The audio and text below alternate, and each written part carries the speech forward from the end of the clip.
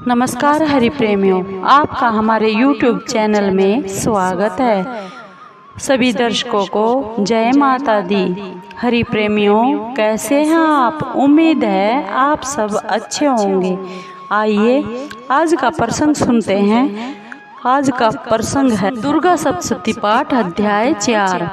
हरि प्रेमियों, अगर आप हमारे चैनल पर नए हैं तो प्लीज़ चैनल को सब्सक्राइब जरूर कर लीजिए और बेल आइकॉन को ज़रूर दबा लीजिए ताकि आप तक हमारे सारे नोटिफिकेशन पहुंच सके। हरि प्रेमियों, आपका एक भी सब्सक्राइब हमारे लिए बेहद मायने रखता है। आइए आज का ये प्रसंग दुर्गा सप्तशती का पाठ अध्याय 4 शुरू करते हैं।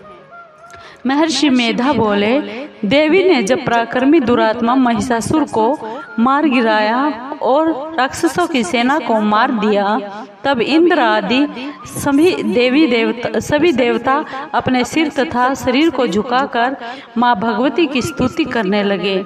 जिस देवी ने अपनी शक्ति से यह जगत व्यापक किया है और जो संपूर्ण देवताओं तथा महर्षियों की पूजनीय है, उस अंबिका को हम नमस्कार करते हैं। वह हम सबका कल्याण करे। जिस अतुल प्रभाव और बल का वर्णन भगवान शंकर, विष्णु और ब्रह्मा जी भी नहीं कर सके, वही चंडिका माँ इस संपूर्ण जगत का पालन करे, अशुभ भय का नाश करे।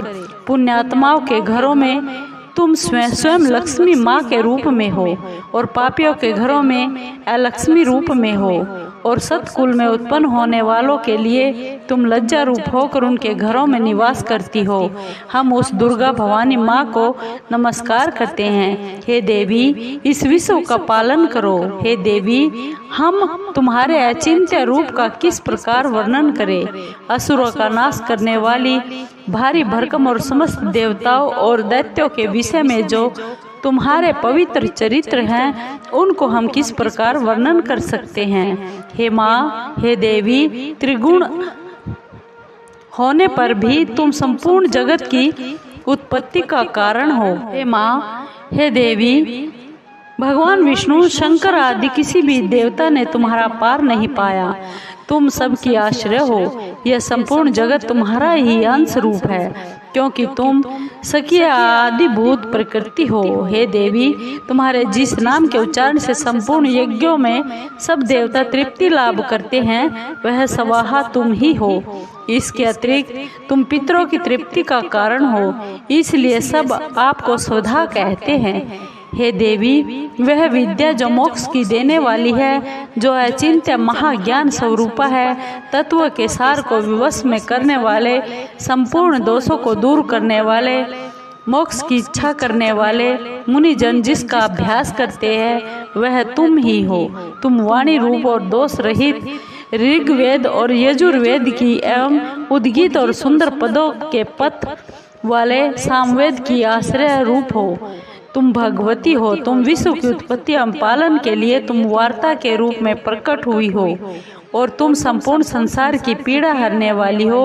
हे देवी, जिससे सारे शास्त्रों को जाना जाता है, वह मेघा शक्ति तुम ही हो और दुर्गम भवसागर से पार करने वाली नौका भी तुम ही हो। लक्ष्मी रूप से विष्णु भगवान के हृदय में निवास करने वाली और भगवान महादेव द्वारा सम्मानित गौरी तुम ही हो। मंद मुस्कान वाले निर्मल पूर्ण चंद्रबिंब के समान उत्तम सुवर्ण की मनोहर कांति से कमनीय तुम्हारे मुख को देखकर भी महिषासुर क्रोध में भर गया। यह बड़े हैरानी की बात है कि हे देवी, तुम्हारा यही मुख जब क्रोध से भर गया तो उदय काल के चंद्रमा की भांति लाल हो गया और तनी हुई भौहों के कारण विकराल रूप हो गया। उसे देखकर भी महिषासुर के शीघ्र प्राण नहीं निकल गए। यह बड़े आश्चर्य की बात है। आपके कुपित मुख के दर्शन करके भला कौन जीवित रह सकता है। हे देवी, हे दुर्गे माँ, तुम हमारे कल्याण के लिए प्रसन्न हो। आपके प्रसन्न होने से इस जगत का अभ्युदय होता है और जब आप क्रोधित हो जाती है तो कितने ही कुलों का सर्वनाश हो जाता है। यह हमने अभी जाना है, जब तुमने महिषासुर की बहुत बड़े सेना को देखते देखते ही मार दिया। हे देवी, सदा अभ्युदय प्रताप देने वाली तुम जिस पर प्रसन्न हो जाती हो वही देश में सम्मानित होते हैं। उनके धन यश की वृद्धि होती है, उनका धर्म कभी स्थिर नहीं होता।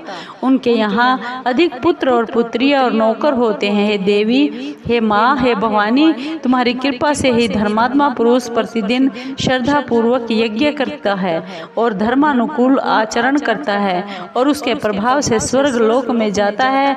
और क्योंकि तुम तीनों लोकों में मनवांछित फल देने वाली हो। हे माँ, हे दुर्गे, हे भवानी, तुम स्मरण करने पर संपूर्ण जीवों के भय नष्ट कर देती हो और स्थिर चित्तों के द्वारा चिंतन करने पर उन्हें और भी अत्यंत मंगल देती हो। हे दारिद्र दुख नाशिनी देवी माँ, तुम्हारे सिवा दूसरा कौन है? तुम्हारा चित्त सदा दूसरों के उपकार में लगा रहता है।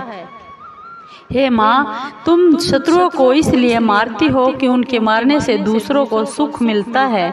वह चाहे नरक में जाने के लिए चिरकाल तक पाप करते रहे हो, किंतु तुम्हारे साथ युद्ध करके सीधे स्वर्ग को जाए, इसलिए तुम उनका वध करती हो। हे देवी, क्या तुम दृष्टिपात मात्र से समस्त असुरों को भस्म नहीं कर सकती? अवश्य ही कर सकती हो, किंतु तुम्हारे द्वारा शत्रुओं को शस्त्रों से मारना इसलिए है कि शस्त्रों द्वारा मरकर वे स्वर्ग को जाए। इस तरह से देवी माँ, उन शत्रुओं के प्रति भी तुम्हारा विचार उत्तम है। हे माँ, तुम्हारे उग्र खड़ग की चमक से और त्रिशूल की नोक की कांति की किरणों से असुरों की आंखें फूट नहीं गई। उसका कारण यह था कि वे किरणों से शोभायमान तुम्हारे चंद्रमा के समान आनंद प्रदान करने वाले सुंदर मुख को देख रहे थे। हे देवी, तुम्हारे शील बुरे वृत्तांत को दूर करने वाले हैं और सबसे अधिक सुंदर तुम्हारा रूप है, जो न तो कभी चिंतन में आ सकता है, न कि जिसकी दूसरों से कभी तुलना हो सकती है। तुम्हारा बल व पराक्रम शत्रुओं का नाश करने वाला है, इससे तुमने शत्रुओं पर दया प्रकट की है। हे देवी माँ, तुम्हारे बल की किसके साथ बराबरी की जा सकती है, तथा शत्रुओं को भय देने वाला इतना सुंदर प्यारा रूप और किसका है? हृदय में कृपा और युद्ध में निष्ठुरता, यह दोनों बातें तीनों लोकों में केवल तुम ही में देखने को आई है। हे माता, हे देवी माँ, हे भवानी, युद्ध भूमि में शत्रुओं को तुमने स्वर्गलोक में पहुँचाया है। इस तरह तीनों लोकों की तुमने रक्षा की है तथा उन उन्मत्त असुरों से जो हमें भय था उसको भी तुमने दूर किया है। तुमको हमारा नमस्कार है। हे देवी, तुम शूल तथा खड्ग से हमारी रक्षा करो, घंटे की ध्वनि और धनुष की टंकार से भी हमारी रक्षा करो। हे चंडिके, आप अपने शूल को घुमाकर पूर्व पश्चिम उत्तर और दक्षिण दिशा में हमारी रक्षा कीजिए। तीनों लोकों में जो तुम्हारे सौम्य रूप है और घोर रूप है उनसे हमारी रक्षा कीजिए और इस पृथ्वी की रक्षा कीजिए। हे अंबिका, आपके कर पल्लवों में जो खड्ग शूल और गदा आदि शस्त्र शोभा पा रहे हैं उनसे हमारी रक्षा कीजिए। महर्षि बोले, इस प्रकार जब सब देवताओं ने जगत जननी माँ भवानी की स्तुति की और नंदन वन के पुष्पों तथा गंध अनुलेपनों द्वारा उनका पूजन किया, फिर सब ने मिलकर जब सुगंधित व दिव्य धूपों द्वारा माँ को सुगंधि देकर निवेदन किया, तब देवी ने प्रसन्न होकर कहा, हे देवताओं, तुम सब मुझसे मनवांछित फल मांग लो।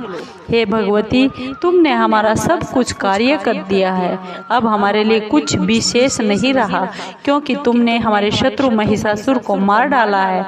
हे महेश्वरी, तुम इस पर भी हमें कोई वर देना ही चाहती हो तो बस इतना वर दो, जब जब हम आपको याद करें, स्मरण करें, तब तब आप हमारी विपत्तियों को हरण करने के लिए हमें दर्शन दिया कीजिए। हे अंबिके, जो कोई भी तुम्हारी स्तुति करे, तुम उनको वित्त समृद्धि और वैभव देने के साथ साथ उनके धन और स्त्री आदि संपत्ति बढ़ाना, सदा हम पर प्रसन्न रहना।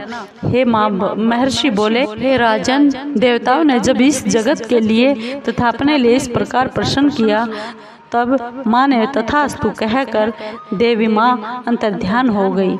हे भूप, हे राजा, जिस प्रकार तीनों लोकों का हित चाहने वाली वह भगवती देवताओं के शरीर से उत्पन्न हुई थी, वह सारा वृत्तांत मैंने तुमसे कह दिया है।